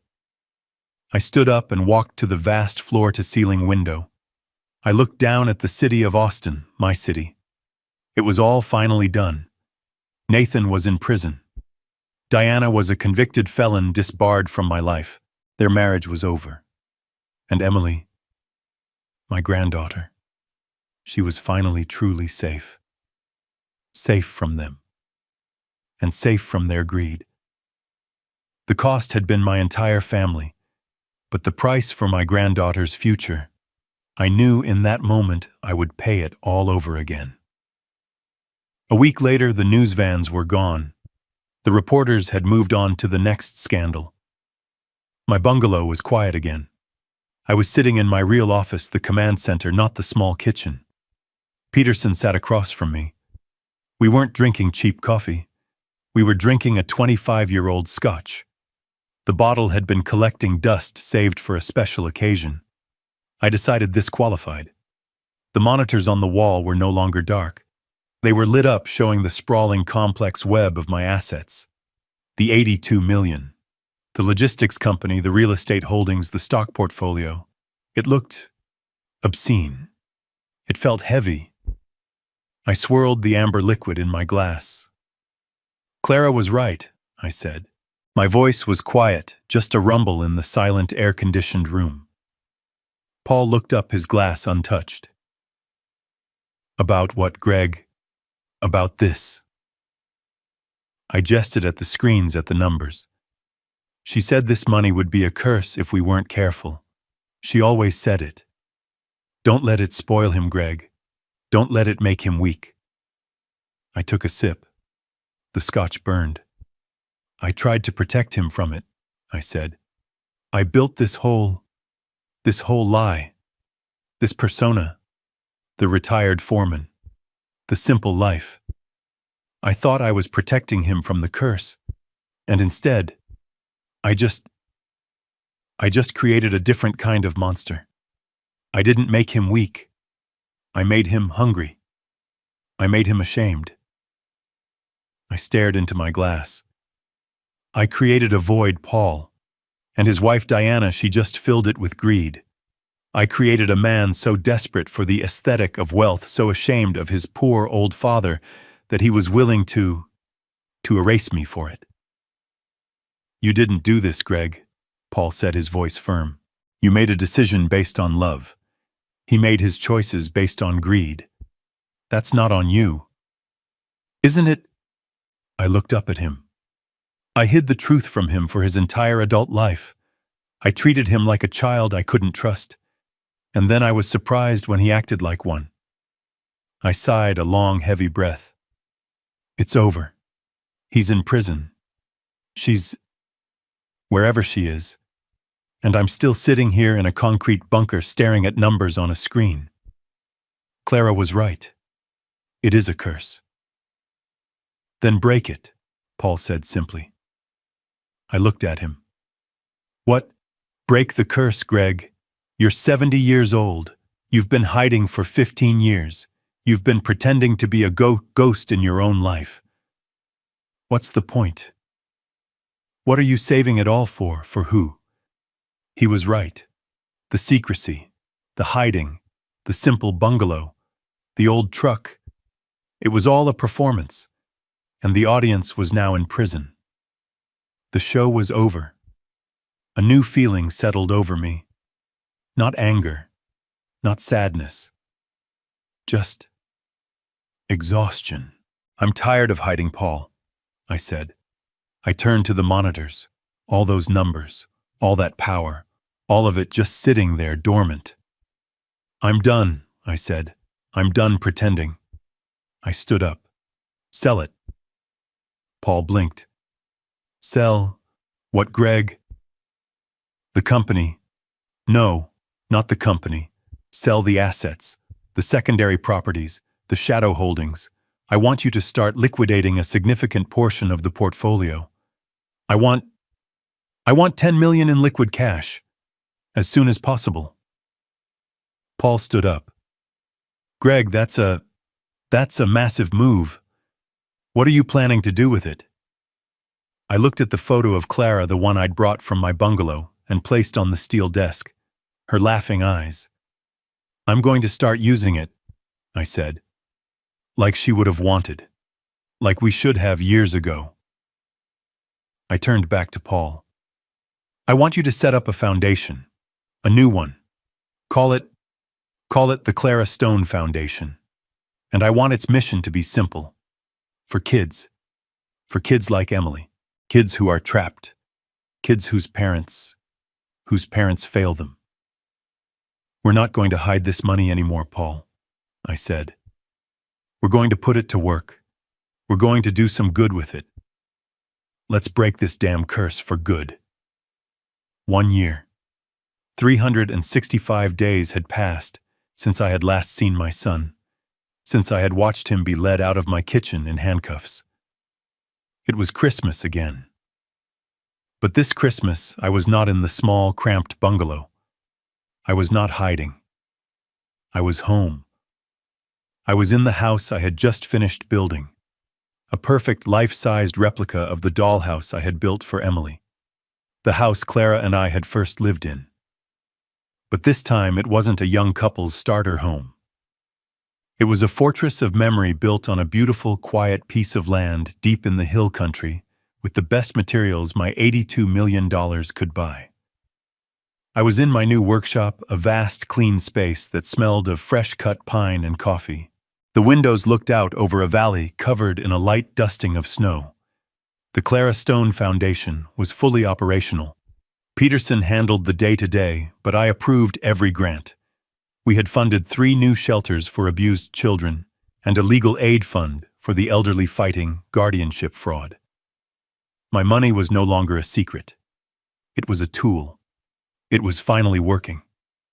I was finishing a small wooden bird, sanding the wings smooth. It was for Emily. I still made her gifts. I didn't know if she would ever get them. The restraining order was ironclad against Diana. And since Emily was only 8, Diana's custody meant my granddaughter was by default kept from me. I hadn't seen her in 365 days. The doorbell chimed. I froze. My hands stopped moving. I wasn't expecting anyone. Peterson was in Aspen with his family. My security head, Alex, was stationed at the main gate a mile down the road. He would have called if it was a threat. This was just a visitor. I walked through the new house, my boots echoing on the wide plank oak floors. I went to the heavy front door and looked through the peephole. My heart stopped. It was them. Emily. She was 8 now. She looked taller, thinner. Her hair was longer. She was wearing a simple pink coat that looked a size too small, and her hands were stuffed into her pockets. and behind her, standing just off the porch, was Diana. My hand tightened on the doorknob. The ice. The old, cold, surgical ice. I felt it begin to creep back into my veins. Then I looked again. This was not the Diana I remembered. This was not the woman in the designer dress who had sneered at my aesthetic. The perfect icy blonde hair was gone. It was replaced by a mousy dishwater brown pulled back in a simple frayed ponytail. The $1,000 coat was gone, replaced by a thin black parka, the kind you buy from a discount rack. And underneath it, I recognized the uniform. A black polo shirt and a matching black apron stained with what looked like coffee. I could just make out the faded logo of a 24-hour highway diner. She wasn't a brand anymore. She wasn't an aesthetic. She was a waitress. She had been working. She had been humbled. She had been paying in a way that prison never could. She saw me looking at her through the glass. She flinched. She physically flinched and took a half step back, pulling her cheap parka tighter as if to hide the diner's logo. She was ashamed. For the first time since I had met her, the emotion on her face was not arrogance. It was not anger. It was not manipulation. It was genuine, unfiltered shame. I opened the door. The cold air rushed in. Emily looked up at me, her eyes wide. "Grandpa?" Her voice was small, tentative. Diana immediately put her hands on Emily's shoulders, staying back, not daring to step onto the porch. "Honey, I told you we can't just... He's busy." "I wanted to see him," Emily insisted, her voice desperate. She pulled away from her mother and took a step toward me. Diana wouldn't look at me. She was staring at the intricate woodworking of my porch railing at the welcome mat. Her face was gaunt. She was tired. The fire, the venom, the arrogance, it was all gone. "Diana," I said. My voice was just gravel. I hadn't spoken her name in a year. She jumped, startled. She finally forced her eyes to meet mine. I saw fear. But it was a different kind of fear now. It wasn't the fear of being caught. It was the fear of a person who has no power left. "Mr. Stone," she said, formal, quiet. I'm sorry. We shouldn't have come. The restraining order. I'm on the public road. I'm 500 feet away. I'm not violating it. I'm just... She pushed Emily forward slightly, a small, helpless gesture. She wouldn't stop asking, Diana whispered, and her voice cracked. "She misses you. I told her I would just ask. That's all. We'll go. I'm sorry to bother you." She started to turn, reaching for Emily's hand. "Come on, Em. Let's go." And I just stood there, watching them. The woman who had tried to have me buried alive. The woman who had helped my son plan my financial and social execution. The woman who was now working double shifts at a diner to pay off her court-mandated restitution. And my son, Nathan. He was in a low-security prison working in the library. He was taking accounting classes. He wrote me letters. One every week. I hadn't opened a single one. They were in a box in my office right next to the original plans for this very house. The cycle of pain. It was standing right here on my porch. I could close the door. I had every right to. I could call Alex. I could call the police and have her arrested for violating the spirit of the restraining order. I could let them walk back down the long, cold driveway to whatever beat-up car she drove now. I could keep the ice. I could hold on to the victory. I looked at Emily. She was looking at me, her face crumpled with the familiar disappointment of a child who never gets what she wants. She was the only one who was truly innocent. She was the one who had lost her father to prison, her mother to poverty and shame, and her grandfather to an anger she couldn't possibly understand. All because of this. All because of the money. Clara's voice a whisper from 20 years ago. Don't let it be a curse, Greg. Don't let it just be about winning. If I closed this door, the curse would continue. The hate would continue. The ice would win. Diana was already walking away, pulling a reluctant Emily with her. It's cold outside, I said. My voice sounded strange even to me. It wasn't the voice of the CEO. It wasn't the voice of the angry father.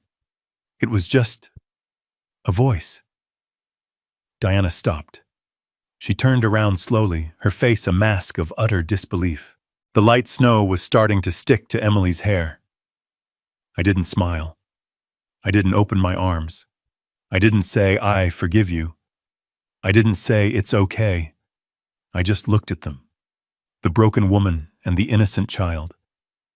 I stepped back from the door. I opened it wider. The warm air from my house, smelling of the fresh pine I had on the fire, and the hot chocolate I was making spilled out onto the cold porch. I'm making hot chocolate, I said. Come in.